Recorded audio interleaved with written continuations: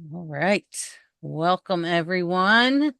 Welcome to tonight's District 38 Masterclass, Collaborative Leadership, Elevating Your Club's Performance.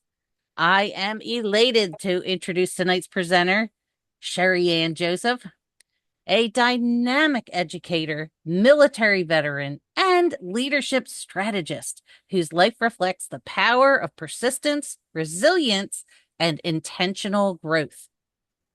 Raised in a working class immigrant family, she earned a bachelor's, two master's degrees, and a PhD. Also, she is a retired Army colonel. She has taught science, mentored emerging military and civilian leaders, guided organizations toward purposeful development. She helps people strengthen their voice, elevate their influence, and lead with clarity and confidence. Cherryann is a Maxwell Leadership Certified team coach and speaker who serves as Sunrise Toastmasters Vice President of Education. We look forward to her engaging teaching style, ability to simplify complex ideas, and her commitment to empowering individuals and teams to reach their highest potential. Let's give a warm Wednesday welcome to Toastmaster Cherryann Joseph. Good afternoon and good evening, everyone. Thank you, Michelle, for that introduction. I don't know who you were talking about most of the time, but it's great. Does everyone mind, if you can, have your camera up? Well, when we're doing activities, it's probably best. When we're doing activities, if you can have your camera open, that would be good. I understand if you don't, if you can't, otherwise. All right, it's my pleasure to be here with you this afternoon, this evening. My hope is that the reason I wanted to do this was to help Toastmasters clubs become more effective in how they work together and how they lead their clubs. So Michelle explained who I am. I've been elected as the president for the next term. So Woo-hoo! so VP is going to expire in less than 30 days. Right. So today, what I would like to share with you is the power of collaboration in helping us as leaders to elevate our team performance. What's right? So this is a quick look at our agenda, the benefits that you should expect to get, right? One is I'm going to challenge you to examine your experience, your collaboration experience, and how you learned about collaboration, and then how you collaborate today. Then we're going to get into the obstacles or the barriers that prevent effective collaboration. Next, we'll talk about the essential building blocks that support effective collaboration. And then we're going to talk about challenges, looking at perspectives and how important it is for us as leaders to understand other people's perspectives and to lead from that point that from that knowledge that we gain from people. And then the last thing is, as we go through this workshop, I want us to start an action plan that we can apply to our club. Right. So my whole goal, like I said again, is to help us to build better clubs. So what I'm going to put in the chat right now is a link to a Google Doc that has the action plan that I would like you to work on as we go through this um, masterclass.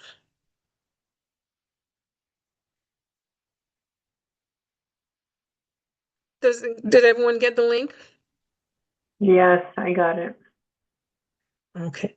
Okay, so let me go ahead back to sharing my presentation. Share. I should have put the LinkedIn. Well, actually, if I put the LinkedIn earlier, you wouldn't have been able to see you. For latecomers, usually if a person's late, they won't be able to catch the chat that occurred before they came on. So can someone copy the link and post it again I will get every few that. minutes? Yep, Say again? I will get it. Got it for you. Okay, great. Yeah, that way the latecomers can get it as well. Okay, so like I said, this is what I expect you to get as we go through this masterclass. Right. So first, expectations. What would you like to get from this masterclass? If you can just go ahead and put a couple of uh, sentences in the chat. What are your expectations of me and of this masterclass? Right. This is going to be very interactive, so I'm asking everyone to, as best as they can, to interact. What are your expectations? What do you want to get, and what do you expect from me? I'm assuming that everyone in here is involved in the Toastmasters leadership in some way, right? So as a Toastmaster leader, what do you expect to get from this masterclass session? Nobody? I'd Talk to me, like people. tips on how to improve the clubs and to hear everyone's perspective. Okay. Okay, good. I like that. And I think Michelle mentioned that before. It's important to get, when you participate live, you get that opportunity to interact with other people. Anyone else? I see John has in the chat creative motivational techniques. Oh, okay, great. Thank you. I appreciate your help, Michelle, because I'm kind of juggling a couple of things at once. Okay, great. Absolutely. Hmm. Right. So it's important that when we do these master classes, like Michelle said, they're very valuable, and we want to make sure that we empower you as leaders to go back to your clubs and to take what you learn and to put it into action. So to start off, I just wanted to share a little story with you, right? Who knows what this image represents? Anyone? You can just unmute and say what it is, since It we're short. represents what I spend too much time on, my It's cell an phone, iPhone. It's an iPhone in right? particular, right? Uh-huh. You see the Apple Music thing right there, right? Mm-hmm. So it's an Mm-hmm. iPhone. The iPhone was invented in 2007, right? And it represented a revolutionary shift in how we connected, collaborated, and lead, right? Right. The iPhone changed our connection, the way that we connect as people. Whether you think of technology, communication, or culture, that was a turning point, a shift that influences how we work together today. Right. So, quick question. This was a big project that took a lot of time, a number of years. Quick question. Who invented the iPhone? Anyone want to shout a name out or two? Does anyone know who invented the iPhone? Steve? No one knows? Dixon? Does anyone have an iPhone? I think it was as far back as Apple. I think you're right. Right. Yeah. Apple iPhone. So what name are we familiar with that's associated with Apple? Oh, Jeff Bezos? Bezos? No, Jeff. No, Steve Oh, Steve Jobs, right? Jobs. Steve Jobs. Steve Jobs. Right. Remember, he used to wear the turtleneck and he had like this little, he had a way. Steve Jobs, right? Mm-hmm. We know because he was the head of Apple, right? He collaborated with other people to invent the Apple computer and then the iPad, the iPod, the iPad, etc., and then the iPhone, which totally revolutionized the way we did phones, right? So even though his name is most popularly associated with the iPhone or with Apple in general, in actuality, the patent for the iPhone has 14 inventors listed. 14 inventors were listed as on the patent for the iPhone. Yet Steve Jobs is the one that we know most popularly, right? Each of the collaborators well, each of them were collaborators in one of the most important inventions in this century. They started in 2002 and they launched in 2007, working together for 5 years to bring this iPhone that revolutionized communication into existence, right? And as Toastmasters, clubs and club leaders, right, our job is to collaborate with other Toastmasters members as well as stakeholders in the district or in our region, etc., to make our club effective and to help our members to achieve their goals in Toastmasters or professionally, right? So the ability to collaborate is a powerful skill that will do wonders for your work as a Toastmaster and as a leader, and which can be translated into every facet of life, whether it be a personal life, professional life, or Toastmaster life. So that's why I'm excited today to share some ideas on how we can work better together as collaborators. So before we move on, it's I'd like us to answer these three questions, sort of as an icebreaker, so we can get to know each other better. How many people do I have on? All right. Where did you grow up? Your roots? What two words describe how you experienced network, teamwork, or collaboration as a child? And how those early experiences shaped how you collaborate today. So take like a minute or two or three to share where you grew up, your, how you experienced teamwork or collaboration, and how that shaped the way you collaborate today. So we're going to take about 5 minutes to do that. And we're going to share because this masterclass is all about sharing.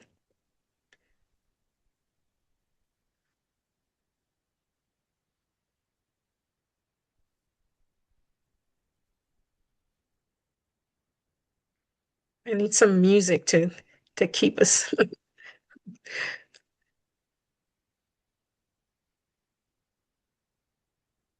Where did you grow up? Two words that describe how you experienced teamwork or collaboration and how that influenced your current collaborative experience. Gabby, are you ready to share? Is that why you're off mute? I'm trying to, I'll take a second. Yes. I'm not Okay. ready yet. Okay. So we'll give you another minute. Go Or ahead, two. Mary. Mary wants to say something. Hello. Oh, okay. May I call you Dr. Cherry? No, you can call me Cherryann. Oh, I Cherryann. don't like. I remember you sat at our table when we were eating that delicious dinner at the where were we? Philadelphia. Oh, okay, yes, I remember you all. You're from Maryland, right? Yeah, exactly. Well, originally my roots are PA, and I love PA. I always love to go back. And Okay. my father was a preacher. My mother was a comedian. She lost her calling. They were both from New Yorkers, so they were characters, but I mean that in a loving, good way. Curiosity was a big part of my growing up, loving to read and all. So that set the stage with parents such as that. And my brothers and sisters were much, much older. So I was around adults, even though I was, the baby.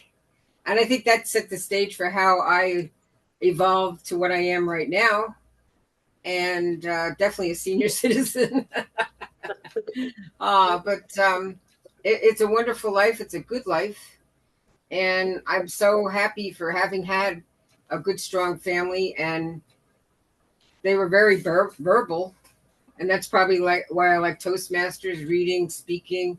It all ties in together. Mm. Great. Thank you for sharing, Mary. That's good. Thank you. Very good. Do you have something else? I think I said enough. Okay. Okay. Good. That's a curiosity is so important, especially as a child is growing. Anyone else want to share? Don't feel too much pressure. How did you experience collaboration as a child? How does it influence you currently? I'll go ahead and share. Me? So I was raised in Brooklyn and my dad was a minister, and my earliest memory is helping usher people into church, holding their babies, helping with packages, and we were all one. And I'm still doing that now at 73. Oh, wow. Thank you, Gabby. That's good. Right. So anyone else? Anyone else? We have two pastors' kids sharing so far. Catherine, she put inclusion in the chat. Mhm. Okay, very good, very good. Anyone And then else? Anyone? Sorry, go my, ahead. oh no, I was just going to say my own personal for the two words. It was funny. I grew up in Delaware County and Pennsylvania, close to the airport. And my two words were trust and curiosity. And I laughed after I typed them because I thought, I guess curiosity should have gone before trust.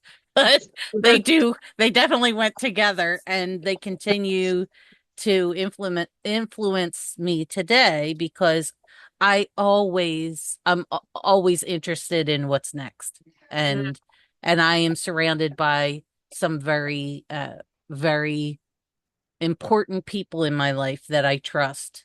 And that's what keeps me sane on those not so fun days. Mhm.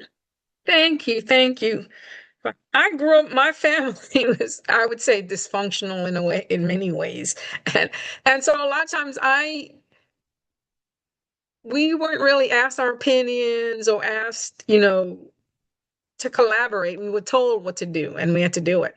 And then I moved from Trinidad, where I was born, to New York, that really infected me because I had an accent. And so the kids would make fun of my accent. And from then on, I was very afraid to talk or to share my opinion. So collaboration for me was a difficult thing, at least publicly. But I do like, as I grew up and learned, I think I have become more collaborative, especially in my experience with the Army, understanding that with leadership, I do not know everything. So I need to learn how to work with people and get their perspectives and use their strengths to help the team succeed. So that's my experience. Anyone else before we move on? Thank you for sharing. I love it when participants share. So that's our past. Now our current experience. So on a scale of 1 to 6, rate your experience. Put it in the chat. Your experience. Do you do you think that success depends on working independently? Right. A lot of people are like that. I've seen that right in Toastmasters. I've seen that in Army. I've seen that in education. It's better for me to do that myself, right? If I want it done right, I need to do it myself. What's your experience? Do you prefer to work alone? Are you cautious and guarded when collaborating? Are you selective? You get along with most teammates, but avoid a few. I'm sure some of us have experienced that. Respectful. Do you value what others contribute? Successful. You've been part of several strong teams, and you have, or 6, high trust. We bring out the best in each other and deliver great results. So, what is your rating? I know just from my experience at the conference, the district is very collaborative, right? It has to be very collaborative, right? We're a volunteer organization. We have to depend on each other, right? So Michelle is our district leader. So what is your current collaborative experience, Michelle? Did you put yours in yet? Yes, I said lucky number 6. We trust, clearly it's funny, trust is a thing for me, and that has it's at work and in Toastmasters. So it really, when trust is there, collaboration is at that highest point. So Mhm. I'm lucky to say that, I mean, it's been a minute to get to that, Right, but that's right. definitely where I live now. Oh, okay. Okay, good. Anyone else? Rate yourself. And Evelyn says it varies between 4 and 6, depending on the team. Right, right. I understand that. And John says all six at different times, depending on the safety and security. Okay, that makes sense, right? So it could be one, two, three, four, five, six, depending on the team he's working with. Anyone else want to share? Gab, Shrek. Okay. Before we move on.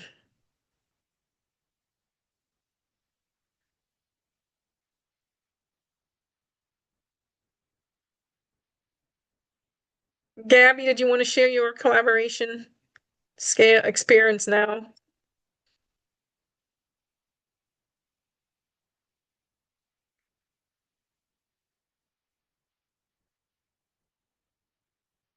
Oh, you're on mute. You're on mute?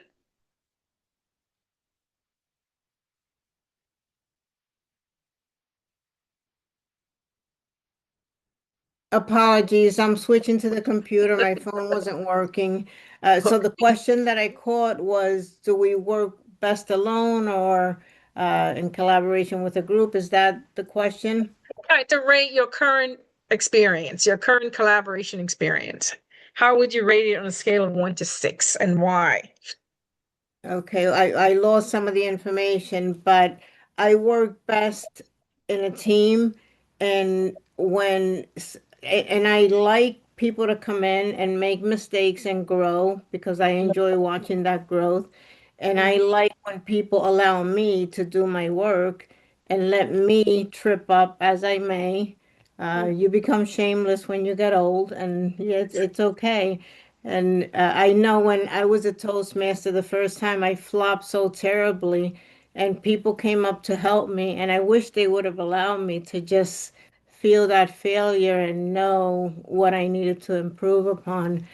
So I think I work really well in a group, and I like to collaborate, and I'm stimulated by other people, by their successes and their failures. Just, like we're all fallible.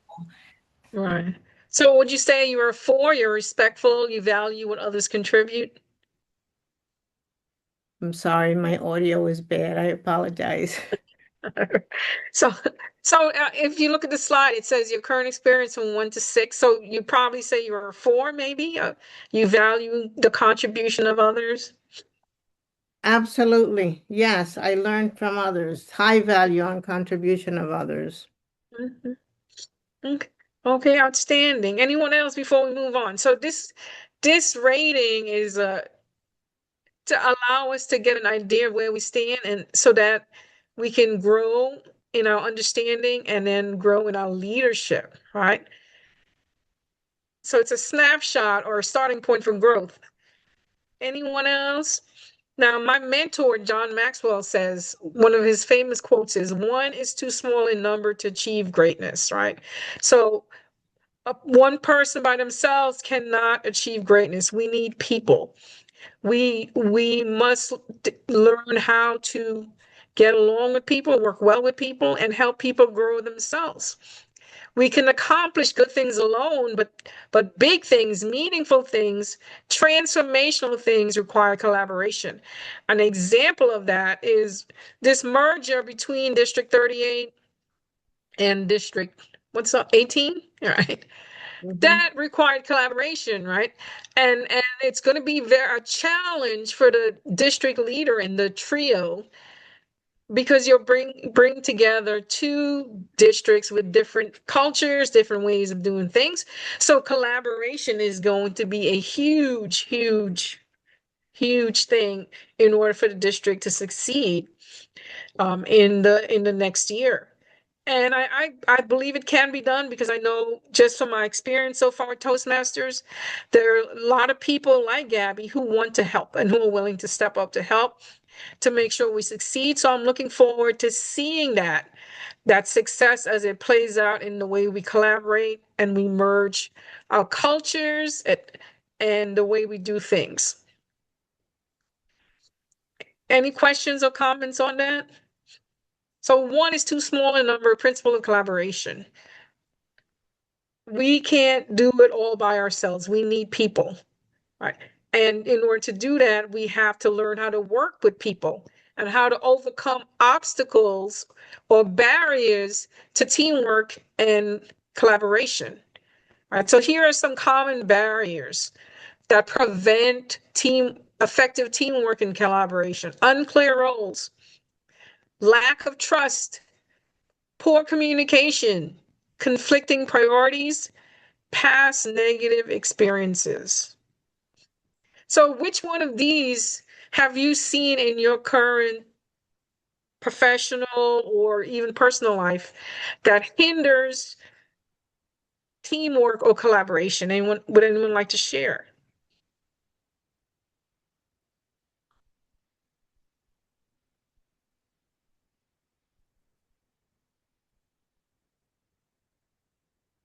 I'll share if there's no takers.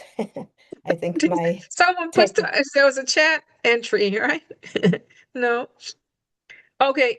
Unclear roles, I think, is a big one, right? We need to make sure that people understand their role, right? What their role is. They know what they're supposed to do, right? So as the incoming president for Sunrise Toastmasters, what I did is I generated a spreadsheet with the top priorities and top uh, obligations for each of those 7 leaders. I shared it with the current team, and I'm going to share it with the incoming team, and then also use that as a stepping stone to help us learn how to work better together. So that we understand what am I supposed to do as a VP of membership? What am I supposed to do as a treasurer, etc.? You have a clear-cut list. I like list, right? A clear-cut list of all the major priorities of your position. And I understand that we're all busy. We all have jobs or families or both. And Toastmasters is not a high priority on our list, at least for most people. Toastmasters is not a high priority. So making sure that people understand what their role is and what they're supposed to do in that role is critical to that. So I've seen I've had leadership roles in the military. I've had leadership roles in education and in nonprofits. And that to me is one of the most important things, making sure people know what their role is and that they're working in that role. Lack of trust. People mentioned this before. Trust is important, right? Once you lose someone's trust, it's very hard to regain it, right? So as leaders, we need to make sure that we are exemplifying what it means to be trustworthy. You know, that team members can feel safe in sharing or in doing whatever they need to do with us because they know that we're trustworthy. We're not going to go blab their personal information or challenges or struggles, etc., with other people. One of the things I learned, and this took me a while to learn, is that when someone does something wrong, don't call them out in public, right? That's one of the easiest ways to lose someone's trust is to point out their mistake in public. And growing up, again, I think part of that is because when I was growing up, that's what was done to me, right? I was shamed, I was called out, etc. So as I kept some of those habits with me, and I have lost a lot of trust by doing that. And I've learned how important it is to pull people aside and to privately speak to them, not in an accusatory manner, but in a way that would help them to understand what is going on and what needs to change. So it's important for us as leaders to protect that trust, because once you lose trust, it's very difficult to regain it, especially in a volunteer organization, right? So as leaders, we need to make sure that we are trustworthy. Poor communication. Messages get lost, misread, or assumed. Also, messages get unread, remain unread. Show of hands, how many of you have experienced that? You send out an email or text message and no one responds. Show of hands, right? That can be frustrating. Only Michelle. Michelle is the only one who's experienced that. People, you send a message out and no response, right?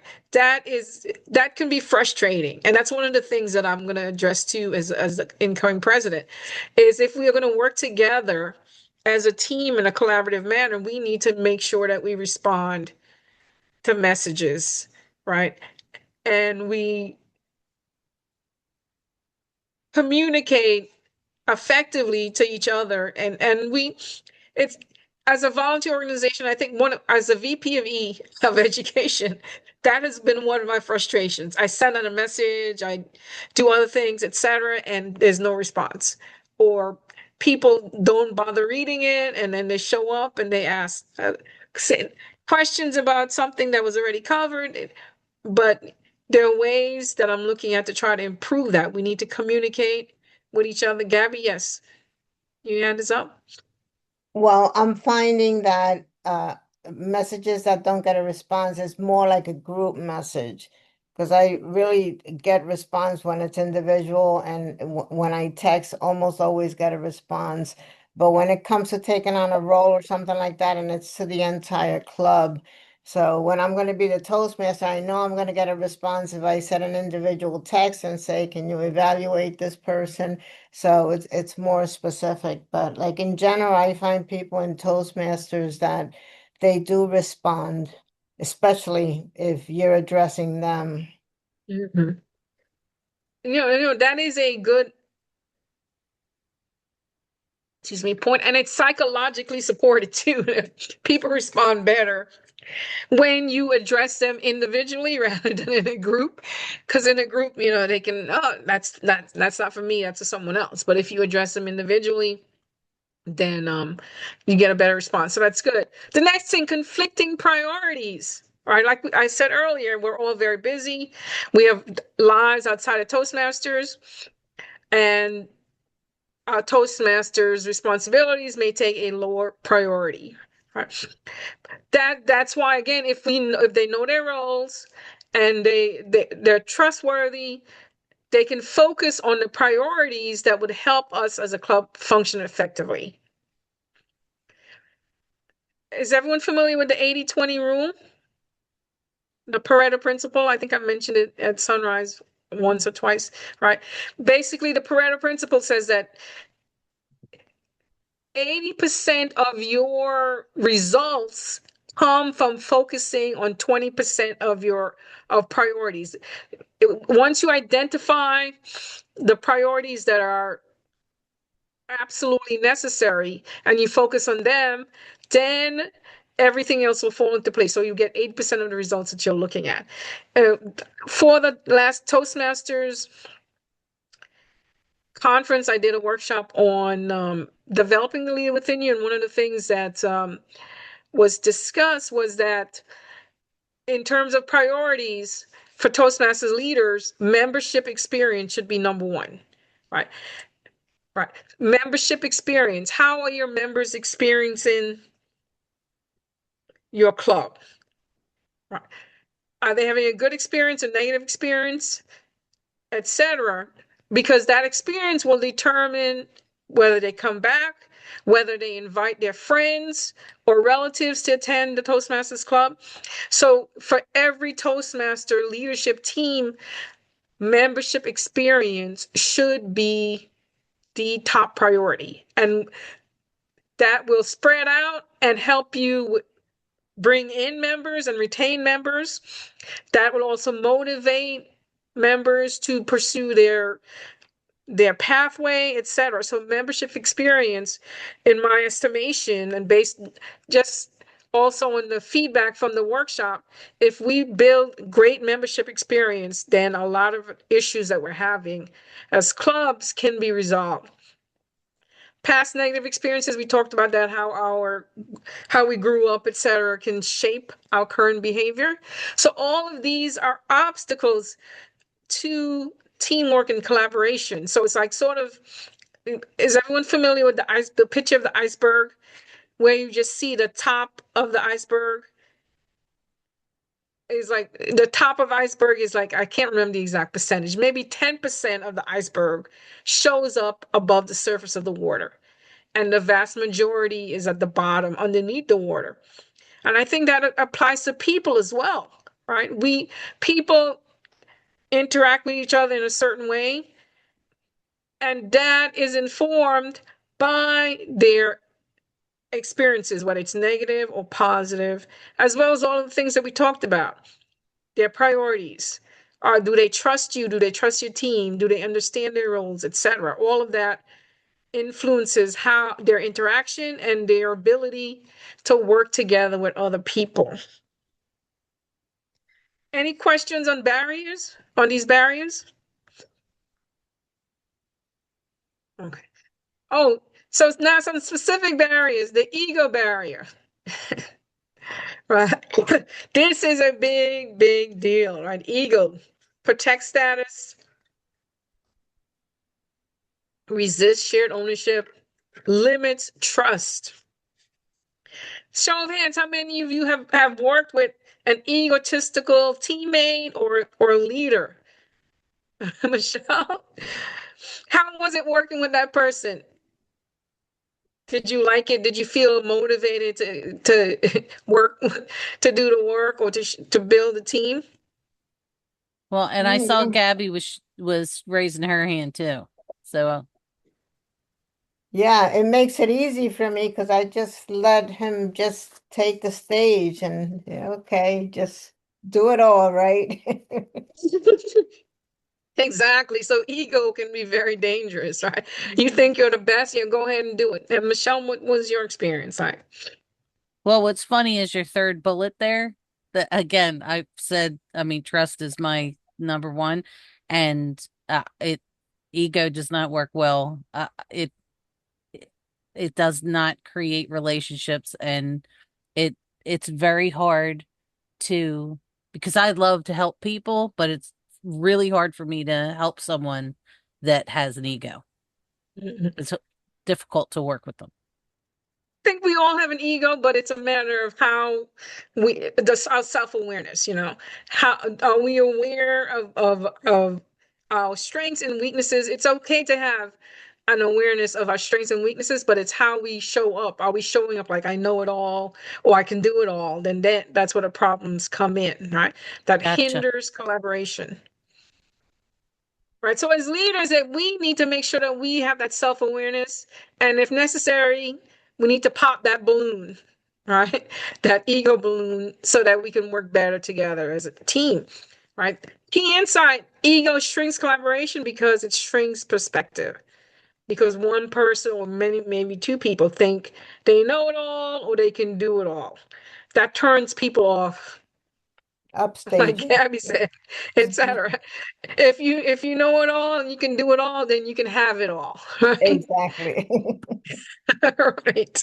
And I've experienced, it's amazing. I love my experience in the military and in educational settings. I have experienced leaders who were egotistical, and it just turns people off, and it hinders their ability to work as a team in an effective manner. Next is one of the things here in the US that is very common is, a lot of times we recognize individual acts are celebrated more than shared wins, right? It's called a hero culture. For example, Steve Jobs, when he did that big reveal with the iPhone, did he bring the team of 14 out that he collaborated with to to build that iPhone. I don't remember any of his press conferences where he did big reveals with a team of people doing that, right? So that hero culture, individual acts are celebrated. And here in the US, we have that rugged individualism culture, right? Low visibility of teamwork, misaligned recognition, rewards focus on solo effort instead of collective success. That is why I like the Distinguished the Club Success Plan. And thank you, Michelle, for emphasizing that during this year. It incentivized us to put that success plan together. And every time we met as a board, we went over that plan together and talked about how we could accomplish the goals. And people were stepping up and saying, well, what can I do to accomplish this?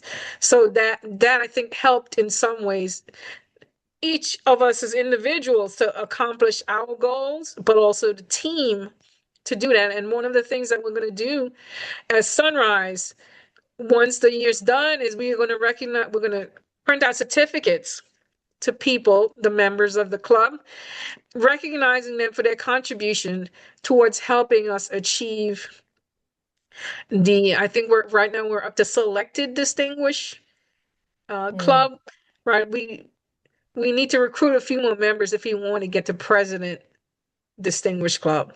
But right now we're selective and we're definitely within reach. So I think that's worthy of celebration. And it's important for us to do that, to model collective success, collective effort, and not just, it's important to do individual, but it's also important to do collective. And at a conference, I believe, yes, that was shown as well. Individual success as well as club success was recognized. Right, so that's one of the things that we need to reflect on. How does your team, how does your club model teamwork? So one of the ways, like I said, Toastmasters Sunrise will do, we're going to have a little certificate for everyone, and we're going to probably bring in some refreshments to celebrate the fact that we as a team work together to become a distinguished club. Then we also need to consider how people are wired. Right? Some people are task oriented. They're naturally focused on getting the task done. Some are efficiency mindsets, right? They prioritize clarity, structure, and getting things done. And some are relational, right? So it's important for us to understand how our team members are aligned. And we'll go more into that in a few slides coming up. If we know how people are wired, then we know how to communicate with them better. Right? If people are task oriented, their first focus will be on accomplishing the task, whereas if they're relational, they may respond in a different way. So if we know our team members and how they're wired, then we can effectively communicate with them and effectively lead them and lead them as a team. Conflict and important conversations, right? How many of us have been in a meeting or team collaboration and arguments broke out? And has that ever happened to anyone? Disagreements or arguments? I have never seen that in Toastmasters. A lot of the stuff I relate to from corporate America, from the career, a lot of inexperienced people or Hmm. younger people, but this the bottom line to this is communication, and it takes time to get to know people, to find Right. out what makes them tick. All of that stuff takes time, and the conversations at a meeting are very choppy because somebody else is waiting to talk to you or you have this going on. So they're very brief. So if you're not connecting to people outside, you're not going to learn this stuff. And Hmm. even I was talking to a leader today and he was telling me I don't push people because I'm a pusher.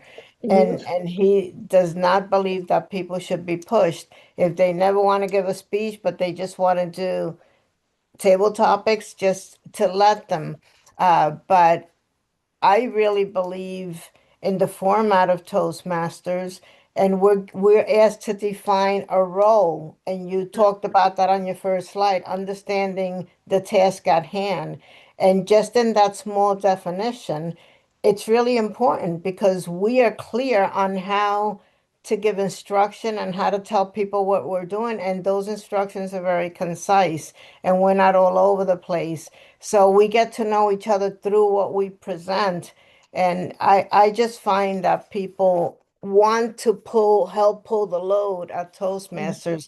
And I have found that in all three local clubs. Mhm. And it's good that you have that experience in three different clubs, so you can Mhm. gauge the culture and how they work together as a team. That's outstanding. Right? Yeah, and I've So, seen these small clubs just hang in there and just the patience that they have to continue to keep a club open, hoping to help new members and people that really don't may not need Toastmasters. They're just there to help other people. And then things come through if you have enough patience and you wait. But yeah, I'm just finding that the collaboration is very strong at Toastmasters in general. okay. Anyone else want to share?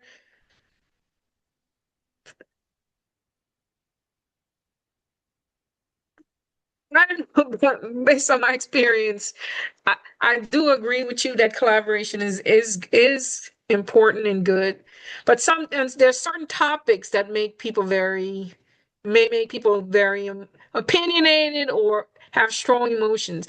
And one of the things that I notice in our board is that, let's say we're talking about doing something like a youth leadership program or speechcraft or something else above and beyond our normal meetings, that is an important that conversation that can elicit a lot of strong emotions and different opinions, because some people see it as, oh, this is gonna take up more of my time, you know, and they want more. I already give a lot of my time to Toastmasters. I don't want to give any more. So that can cause some conflict. So there are, even though most of the times, yes, communication and collaboration is good, but there are some topics that can elicit strong emotions, different opinions that may cause conflict. So it's important for us as leaders to be aware of that. And if we're bringing up a topic that we know can be sensitive or that can cause people to react in a way that may not be productive, we need to be really careful about doing that.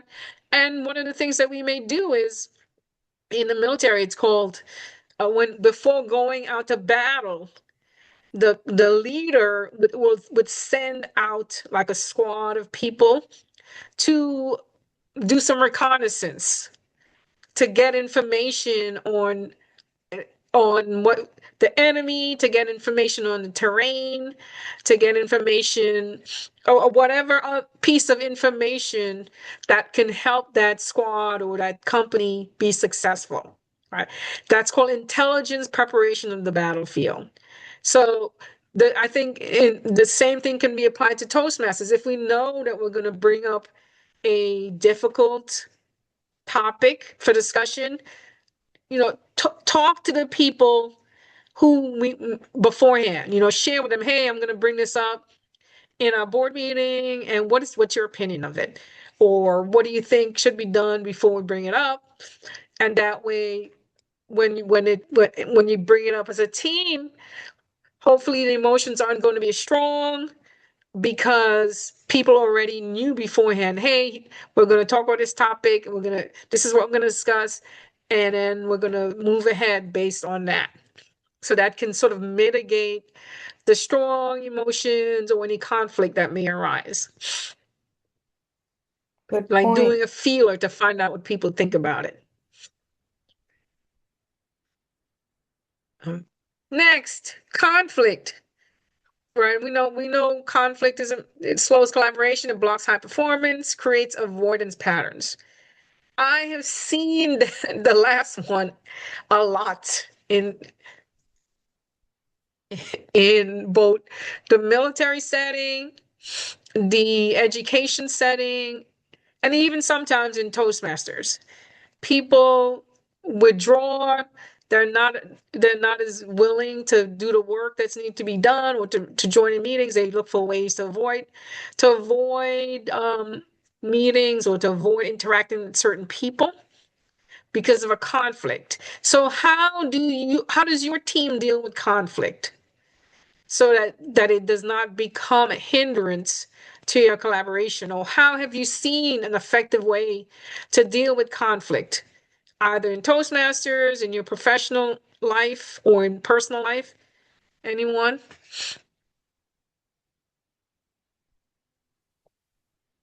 I have an example, but I'll wait till others maybe Okay. provide feedback. As you're thinking about this, I just wanted to share that conflict isn't the enemy. We're going to have conflicts because we're human beings, right? And all of us have flaws, all of us have strengths and weaknesses. So conflict isn't the enemy. Unmanaged conflict is. When it is ignored or mishandled, then collaboration slows down. That's why it's important for us to learn how to manage conflict in a healthy way so that it does not affect the way the team functions. Because if conflict is not managed properly, it can lead to resentment, bitterness, etc. And it can lead to people leaving leadership or leaving the club altogether, right? So it's important for us as leaders to learn how to effectively manage conflict. For me, one of the things I went overseas with the Army back in, when was this, 2007, 2008, and I had this one person who I was the supervisor, and she was like a team leader. And she was very aggressive, very resistant, very argumentative with me and with her peers, and even with the soldiers who served under her. She every time an opportunity came up to have a conflict or an argument, she was a willing participant, and she would do it very publicly.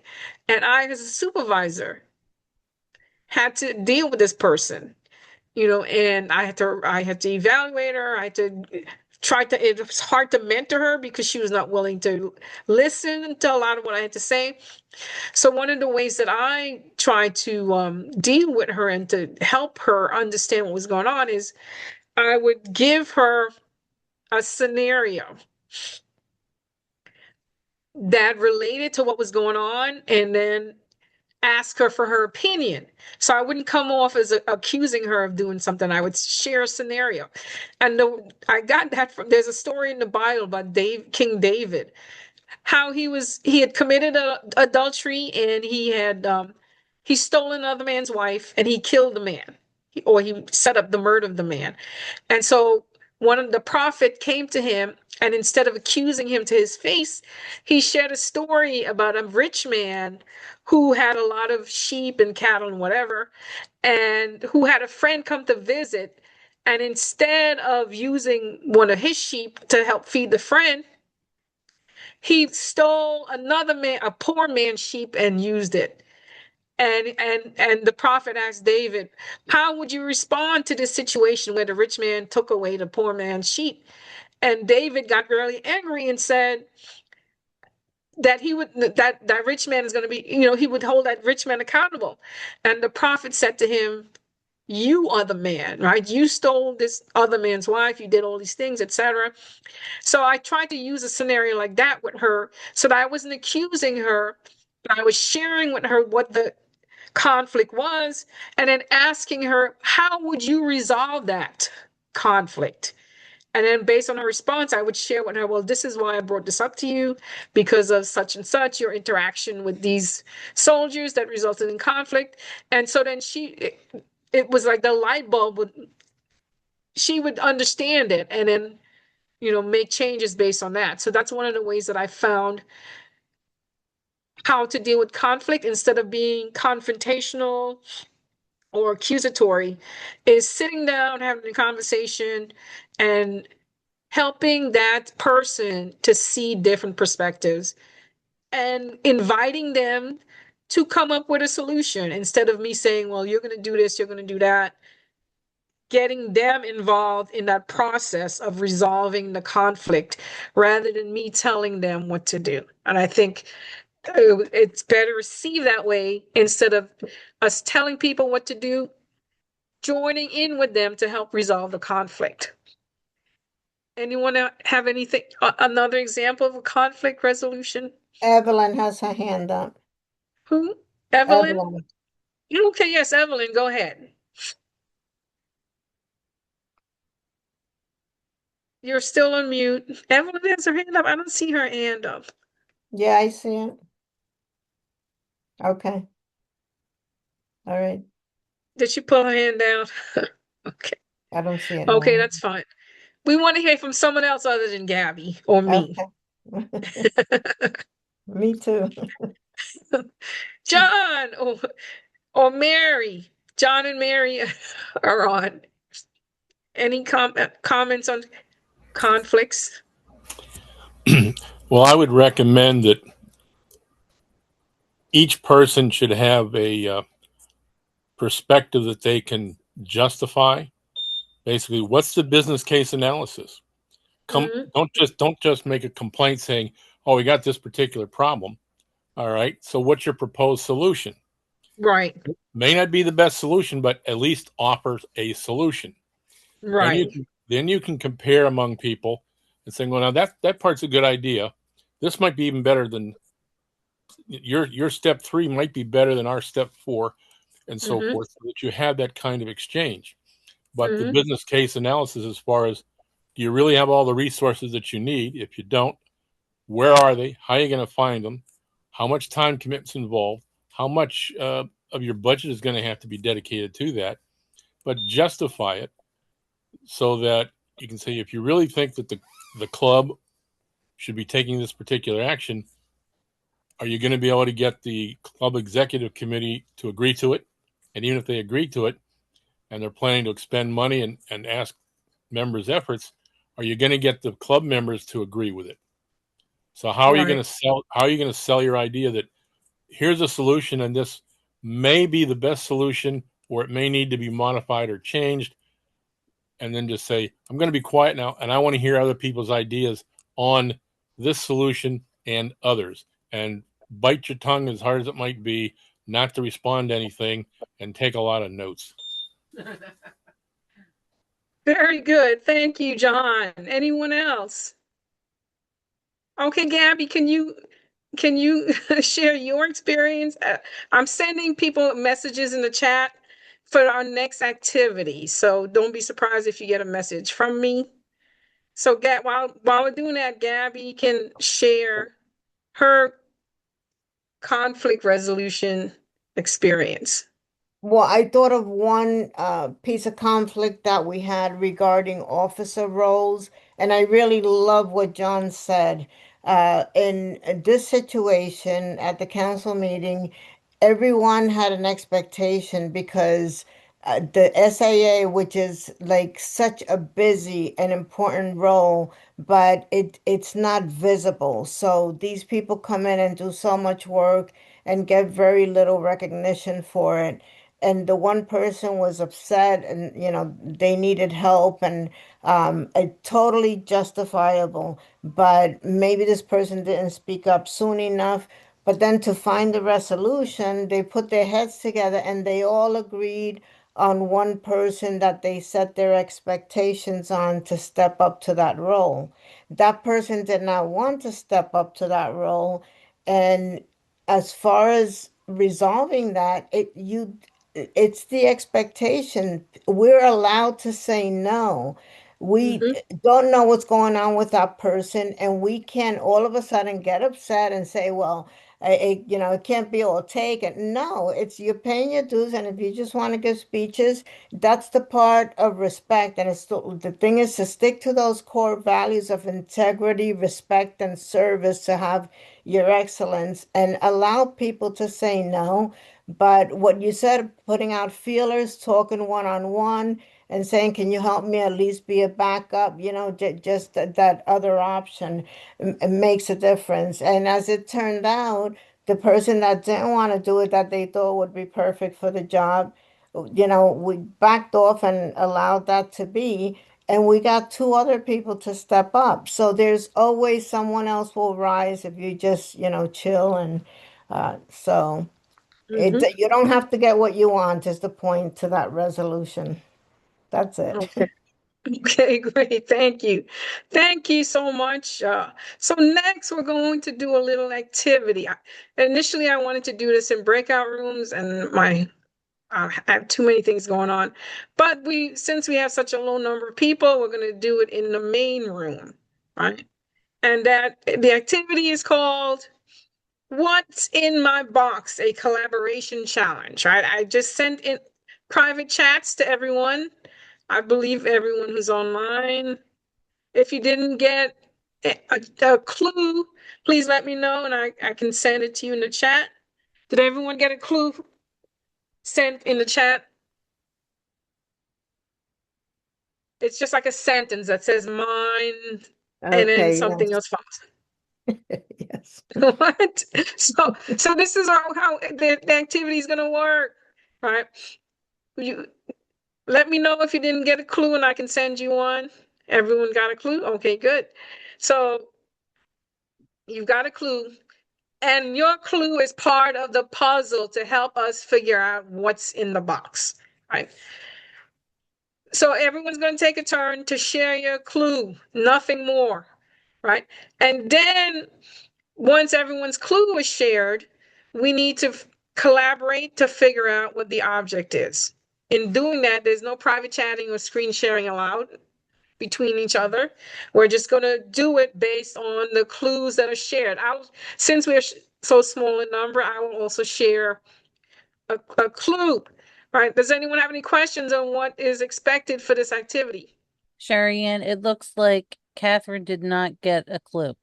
Catherine didn't get a clue. Okay, okay. I'm going to send Catherine a clue. Sorry about that. Juggling. Okay, what's the last clue? Okay, here we go. Let me give Catherine a clue. Oh, actually, this might help us. So let's see how long it takes us to. Oops. I cannot believe. Where is my chat box? Okay, here we go. I am going to send Catherine. Huh? Didn't get one either. Who? But it looks Evelyn, but it looks like she's on her cell phone, so she might not be able to see her chats. Oh, yeah. Evelyn. I did send Evelyn hers. She should be able to see it if you click down on chat and then it'll pop up Evelyn.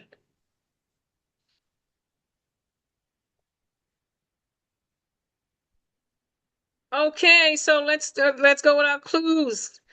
Gabby, what clue did you get? Mine has cables and beams.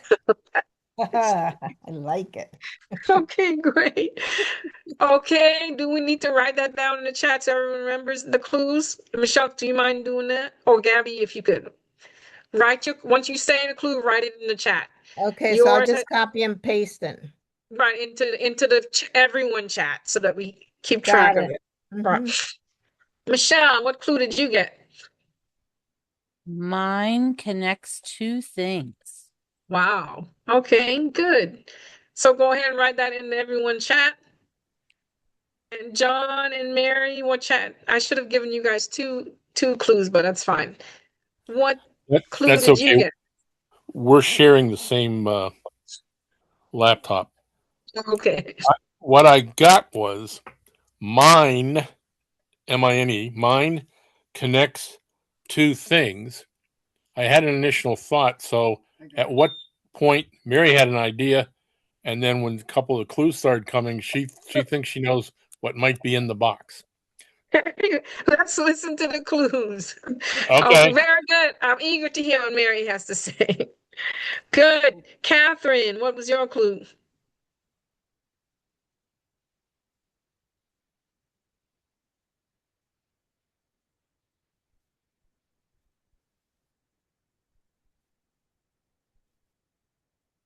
Did you type it in the chat? Yes, she did. Oh, okay, great. And what Can everyone see that? What Catherine typed It says in mine can everyone be, chat? yeah, mine can be a metaphor. Oh, okay, good. I like that. Evelyn, what's your clue? My clue is mine is supported by something strong. So Okay, mine very is good. supported by something strong. Okay, thank you, thank you. Okay, so we've got, let me repeat the clues back up. Um,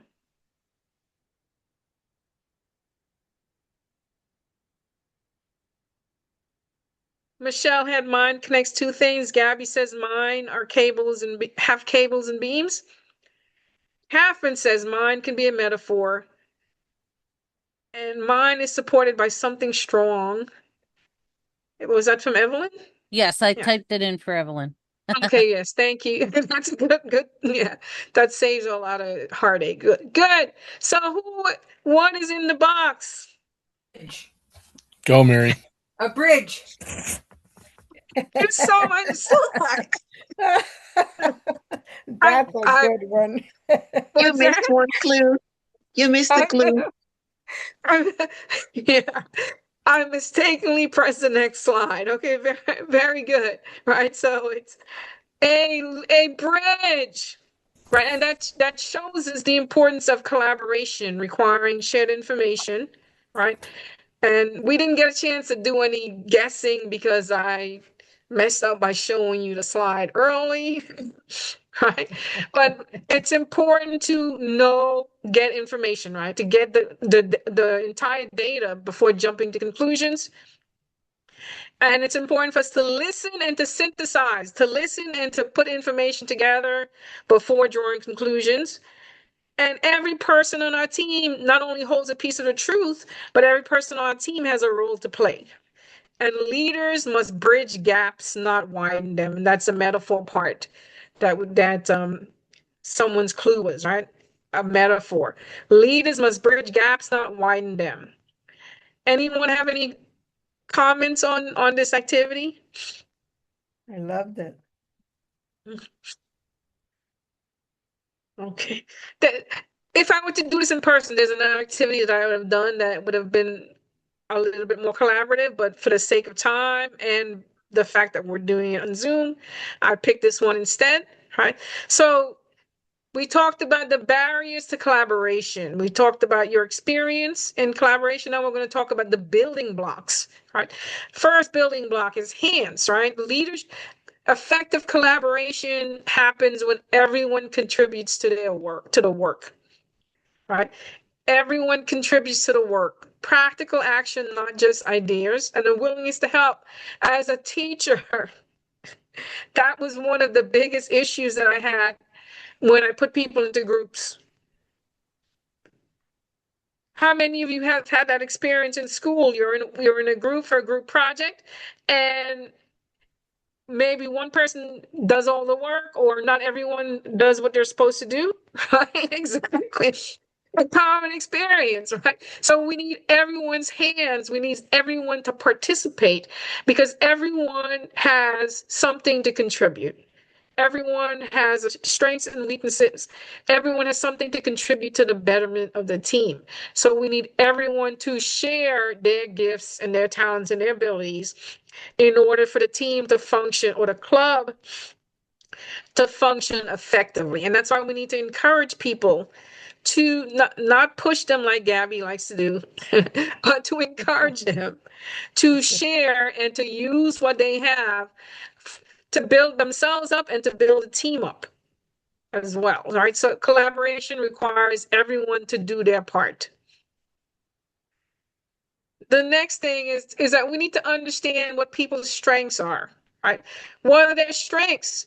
Once we know their strengths, then we can know how they work together. All right. For example, and in our we had someone who was in the secretary, but she was challenged by technology and by other things, so that made it very difficult for her to take notes and to compile the notes and to share with other people, and that generated some conflict between her and other members, right? Because she was frustrated, because her strength, she was working in an area where she was not strong. So it's important for us to have that awareness, to know the strengths of our teammates, the strength of our board members. So as president, one of the things that I'm going to do is to do an assessment of the board, and then get a compilation of the team strength so that we can understand each other better, and then we can better align to the work that we need to do. Right. Collaboration requires head. That means we need to understand ourselves and we need to understand others. And some tools that you can use to do that are the DISC, MTBI, Clifton Strengths, helps your teams to collaborate better. So what I'm going to use for my team is DISC. I'm certified as a DISC trainer into the Maxwell leadership team. So I'm going to give every team board member a DISC assessment. I like DISC because it's very simple. It's just 4 categories. I've taken DISC, I've taken Clifton, I've taken several others, and I find this to be the most helpful because it's so simple, right? You don't have like 16 categories or whatever. You got 4 that you can think of. So I'm going to use, since I've got access to this at a reduced cost, I'm going to use it to help my team assess ourselves and then determine how we work together best as a team. So there's individual report that we're going to get about ourselves, and then there's a team report that will help us to learn how to work better together. And we'll talk more about this a little bit later, right? Perspectives, right? Again, if I were doing this in person, I'd probably roll out a beach ball. Since we're not, I just put the picture up, right? So if you were looking at this ball from the left side, what would you see? What color would you see? Right? Everyone agreed you'd see white, right? Mainly white. Whereas if you were looking at it from the right side, you'd see mainly green, right? So we see the same situation can give different people different perspectives or different ideas. Now, one of the things I learned about in evaluating information and so forth is that if crime is committed and all the witnesses are saying the same thing, what is that usually an indication of? That's how it happened. They're saying the exact same thing, the exact same way. Well, unless they're part of a family that has it planned that way, you know. Right. So you can be in a situation like with 20 people, and every person is going to see that situation somewhat differently. They may have the main facts the same, but they're going to have different perspectives. But if you see, if you bring people up on the witness stand and every one of them are saying the exact same thing the exact same way, then that may be an indication that they colluded with each other to give the same testimony, right?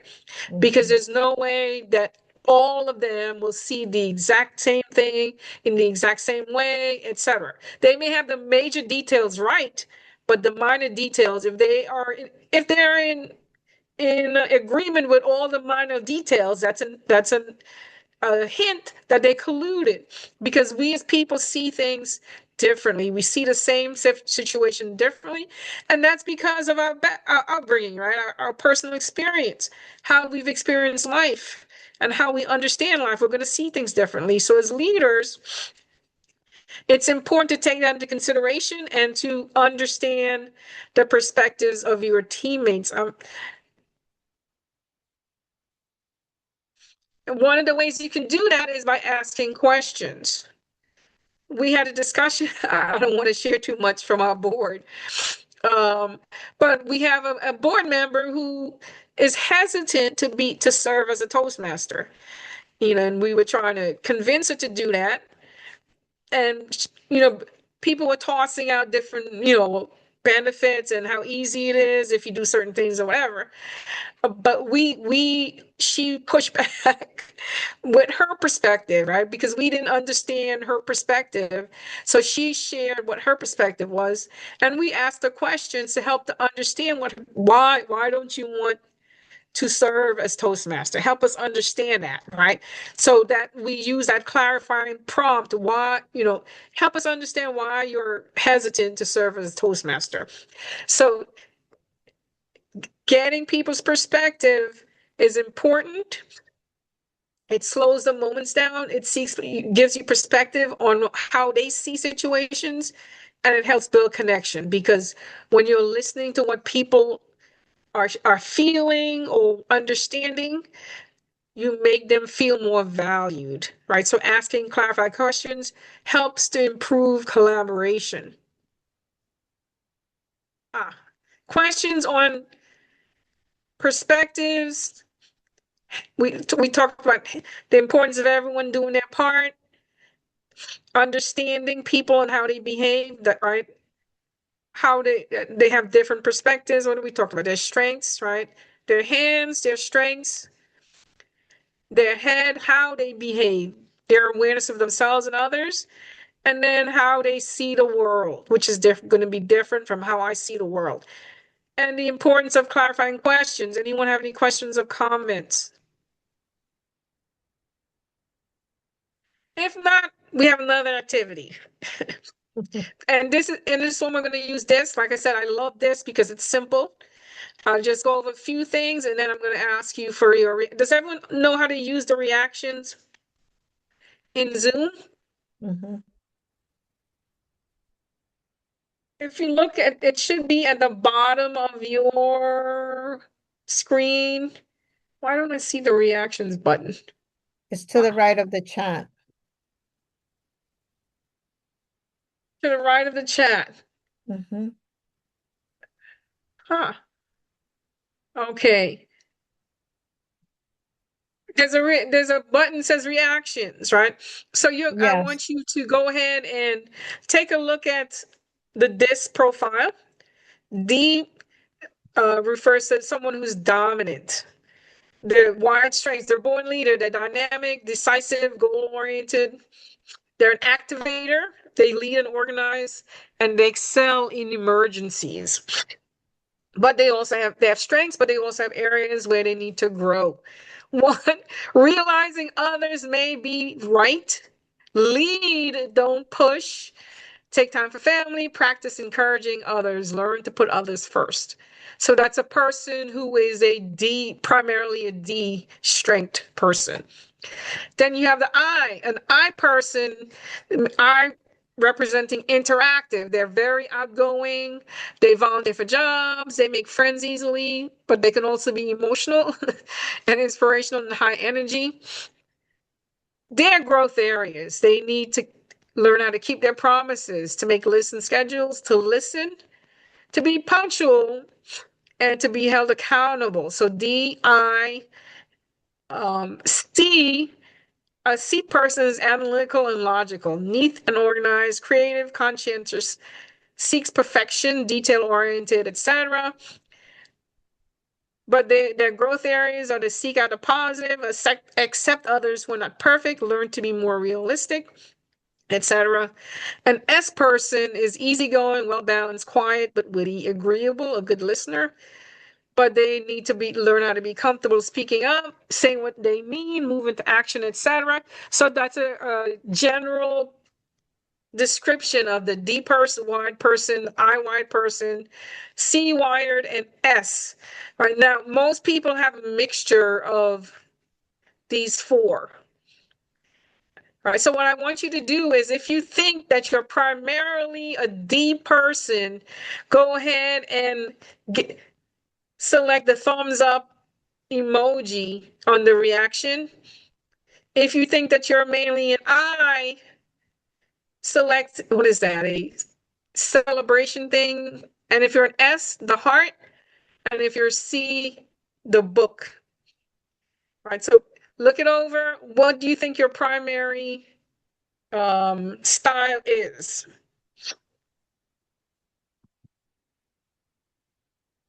and why? Oh, okay. Okay, so Gab, wait a minute. Gabby is a heart. Michelle I is am. a Oh, go ahead. keep your reaction up. You shared heart, that you're an S, you're I'm a and Michelle split between a D and an S. being a, Yeah, definitely. and Michelle is more of an I. Okay, I can see that. What about John and Mary? You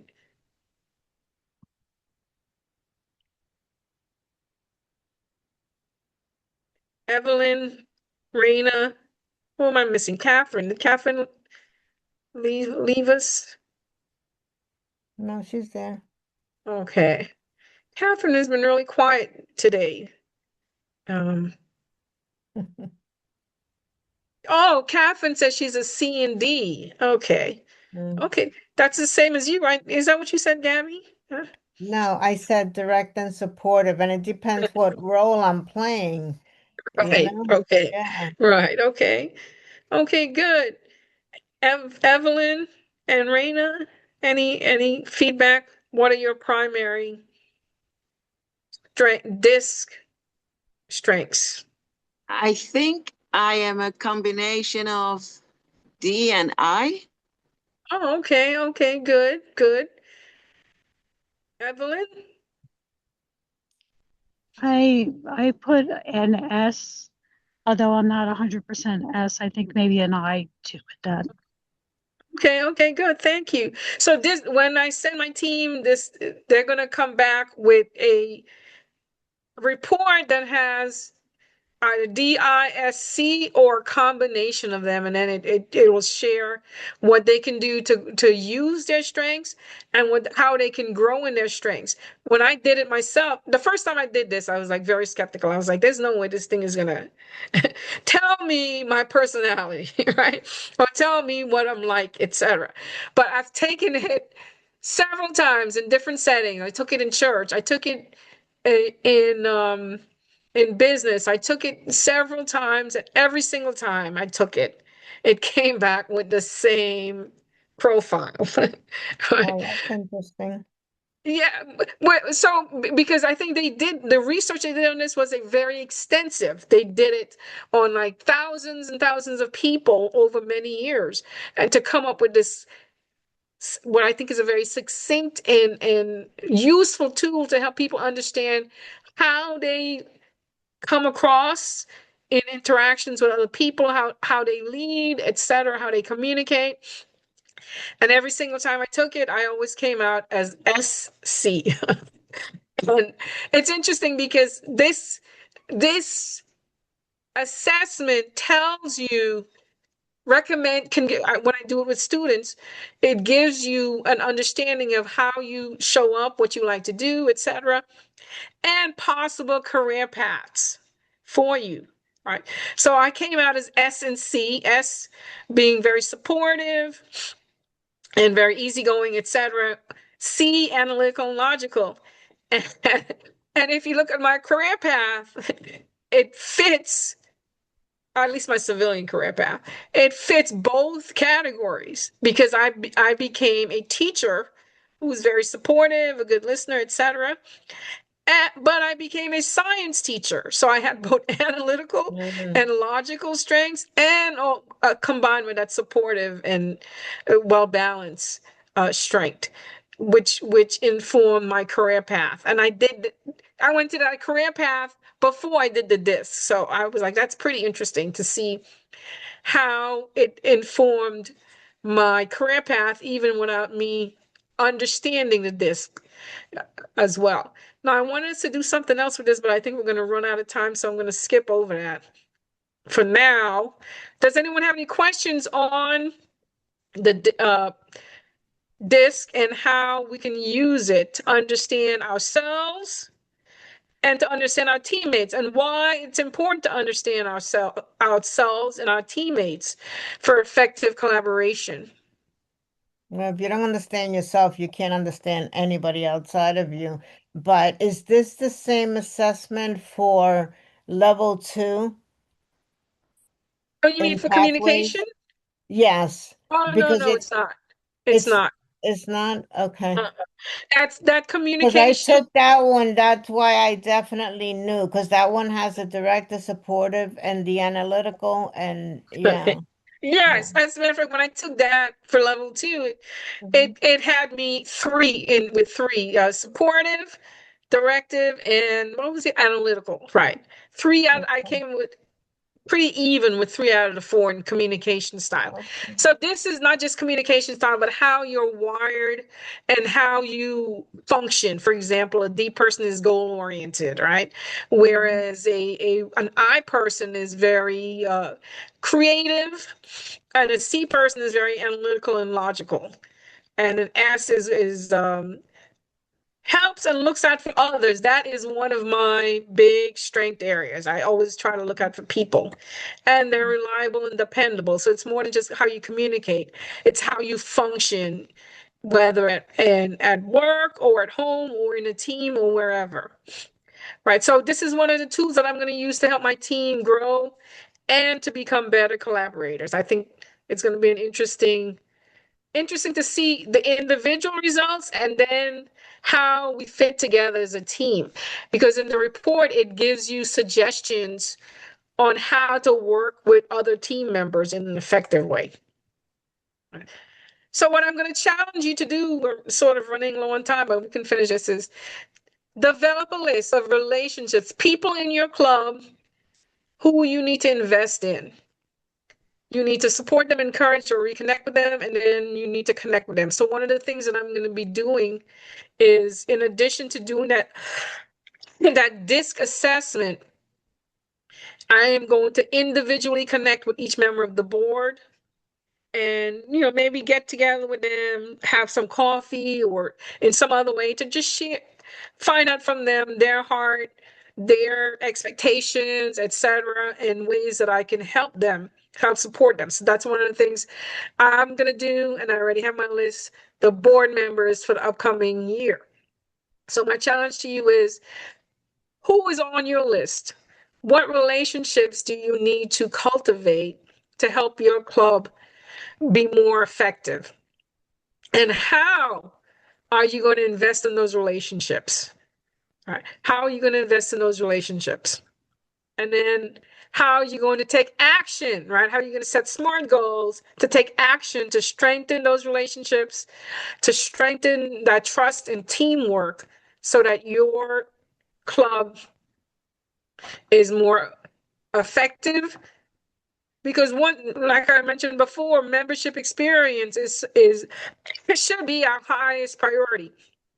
So if we invest in people and they see growth and they enjoy the experience, they're going to spread the word to their families, their coworkers, friends, etc. Hey, I'm in this club.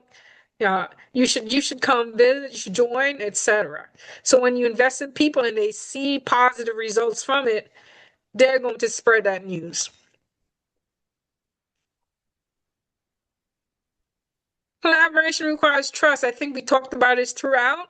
Trust represents reliability. Do people follow through on what they say they will do? That is so important. Right? And again, we said earlier, if when trust is broken, it's hard to get back. Vulnerability. Team members feel safe to be honest, etc. And mutual confidence.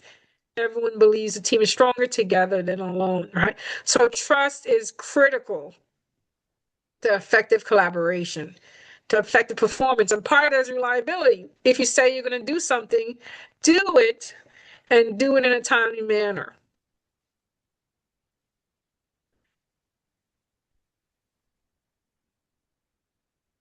Right? Trust, the foundation of relationships, and helps accelerate collaboration. When I trust someone, I can rely on them, I can depend on them. Right? Communication is faster and stronger, and it's people feel safe. John mentioned that before, right? His level of collaboration depended on the group and the level of safety and trust that he felt. Right? I remember when I was stationed in Alabama for a little bit, I was in a church and there was a one of my fellow soldiers was also in that church, and I was on duty and I couldn't get off, and there was this building, a house that I was trying to bid on, and I couldn't show up. So he agreed to show up for me, and I gave him a blank check that I signed to go bid on this property. And I gave him like a limit of what I was going to bid, right?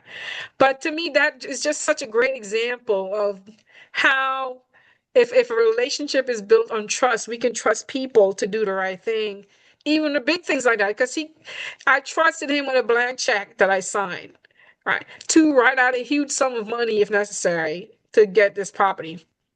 Unfortunately, my bid was not high enough, so I didn't get it. But he returned the check, the blank check, so he did not violate my trust, and that I'm thankful for. So, it's a foundation of relationships, the accelerative collaboration, and it builds predictability and safety. How do you build trust? One, you assume that people have good intentions, right? You state your purpose up front so others don't have to guess your motives, and you reduce defensiveness when you do that. When people know this is why we're doing this. We're going to have a youth leadership program because we want to encourage young people to speak, to share their voice, but it's also a way for us to build visibility in our community and hopefully bring new members to our club. So if we're upfront about our motives, people are more willing to trust us. But if we're hiding stuff, then the trust is going to be eroded. One example of this is I had a leader. We were participating in a community activity. Every year we've done this, and every year the organizing leaders we were judges, judging a competition for young people. And every year they gave us like gift cards. This year, the person who was leading us, they gave us gift cards and a T-shirt and like a pin or something. But instead of giving me the gift card, he kept it for himself, right? Or at least I assumed he kept it for himself. He may have given it to someone else. And that to me was a very poor example that eroded my trust in him as a leader, right? So it's small actions like that that's going to erode your trust in someone that will affect how you function as a team. So we need to be careful as leaders in everything that we do, whether it's small or big. Another example, well, actually, we don't have time for me to share another example of that. So we need to assume goodwill, lead with clarity, reduce defensiveness, have pure motives. Don't leave people guessing your motives or mistrusting you because you did not declare your purpose up front. Collaboration requires heart, empathy, emotional awareness, human connection, and again, understanding what matters to others and responding with care. Again, that comes with awareness. If we understand, for example, at our meeting, we understood why that board member was hesitant about taking on a Toastmaster role. We understood it. We may not have agreed with it, but we understood it because she was able to share her misgivings and her hesitations, right? Emotional awareness, noticing feelings, tone, and unspoken signals, right? And so empathy, emotional awareness, and human connection helps us lead with heart and collaborate with heart. And again, that's why it's important to know your team members, to know their strengths and weaknesses, to know how they respond well, right? For example, a lot of times S and D wired people don't like being up, don't like speaking publicly or don't like to be upfront, right? So you're not going to give them a role to be, let's say, the MC. We had someone at the competition. He was the Toastmaster of the competition. Maybe we may not, we do not want to give an introverted person a responsibility that they're not comfortable with. And again, that comes from knowing their strengths and weaknesses, knowing how they respond and interact so that you can put them in positions to succeed. Right? We always want to put people in positions to succeed, and that comes with emotional awareness and that connection. Questions, anyone?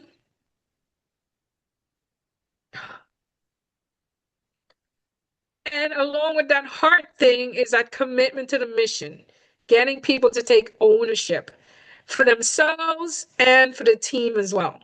And consistency, showing up with reliability, not just enthusiasm, resilience, staying engaged, even when the work gets difficult.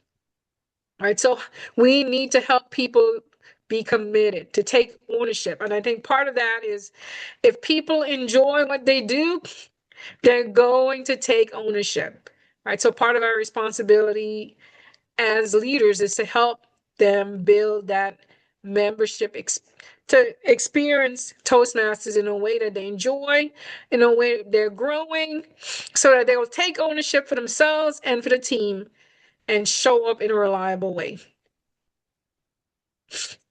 Questions about commitment to the mission? I know one of the things that Toastmasters overall is experiencing is a drop in membership. That's why I think we're having the consolidation of districts, right? So it's up to us to help reverse that trend by helping people to have an experience that will make them better committed to the mission so that they can help us grow our clubs and our district, because as we said earlier in that quote, one is too small a number to do something significant. So let's have a big vision where maybe in the next 5 years, District 221 will split back into 2 districts because we have too many clubs and too many members for one district. Who would like to see that? Of course. Yeah. Okay, good. So, as part of that is we need to be intentional in connecting with people, purposefully outreaching, connecting with them. Like I said, one of my plans is to have a interaction with every single board member separately. Find out their heart, find out their goals, find out their motivations, etc. And then as we go throughout the year, continue those small interactions. I think Gabby, you mentioned as well, right? Getting with them one-on-one. How are you doing? Maybe once a quarter, have a sit down with them to see how they're doing. That makes them feel valued and heard and supported, not just leave them on their own to do whatever they're supposed to do, but finding out how are you doing in this role? What can we do to support you, etc. So my challenge again to you is intentionally connect, reach out to people, let them feel seen and valued, have small touch points. If they can't meet in person, maybe they can meet on Zoom or FaceTime or WhatsApp. Um, any questions on collaboration? I apologize. I redid my slides and I forgot to do a summary slide, which would have been nice with this, but I can send like a PDF for whoever wants it with the slides. That way you can review it, or also it's going to be on YouTube, right? So you can share it with your members if you want to. We're running low on time, so I am going to finish here and just thank you all for attending and wish you the best in your upcoming Toastmaster year. And if anyone is interested, there is a game that I would facilitate that helps teams grow in collaboration and in leadership. If you're interested in inviting me to your club to share that game, you can scan that code and enter your information and I'll contact you.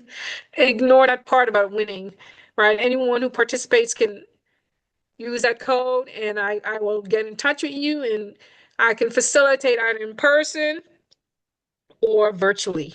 It's a very fun and interactive game and it helps you build your team and as leaders and as collaborators. Does anyone have any questions or concerns for me? Questions or concerns? complaints. But like John said, if you have a complaint, I need a resolution or two. Great job. This was Yes. fun. I wish we were able to do it in person, but I think I hopefully you gain some value from it. And like I said, I can send the PDF, the slides to anyone who wants it. If you scan that code too and send me or can you distribute it to everyone, Michelle? Because there's Yes, some that's people. what I was gonna say. If you just want to share it with me, I can send it to those that Right, registered. right, to the people that registered. That would be good. Yes. Yeah.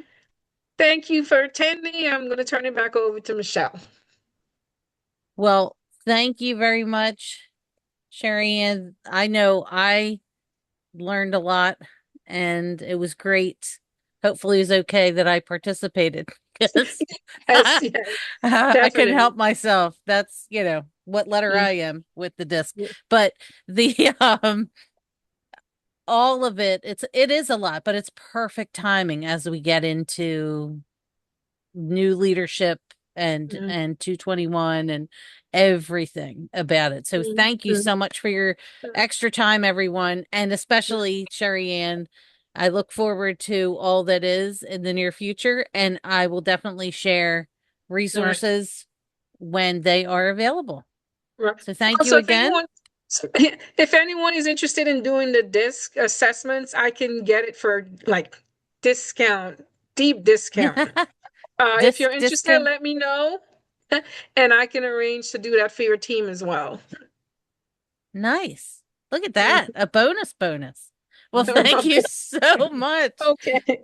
Well, thank Thank you you. all, and hope to see you again on the master class in the future. Thank Absolutely. you, Mhm. Cherryann. That was Thank you wonderful. all for your Good job. time. Okay. Have a great night. Bye, Michelle. Good night, Thank everyone. you. Good Night. night. Good night. Night.